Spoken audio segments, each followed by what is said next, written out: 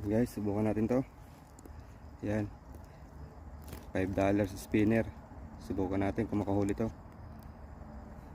Guumpisa na silang umakyat, kaya papakitin natin. Baka makahuli tayo ng maganda-ganda rito. First time. Yun, sana makadali tayo para makita natin kung makahuli tong ating $5 spinner. Pinili ko lang din sa mama sa taas kanina.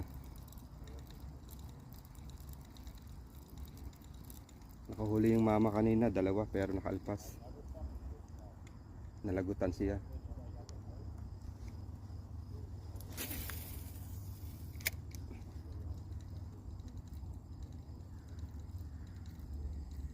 Nag-iisa lang itong spinner kong to. Sana pag makahuli, sana wag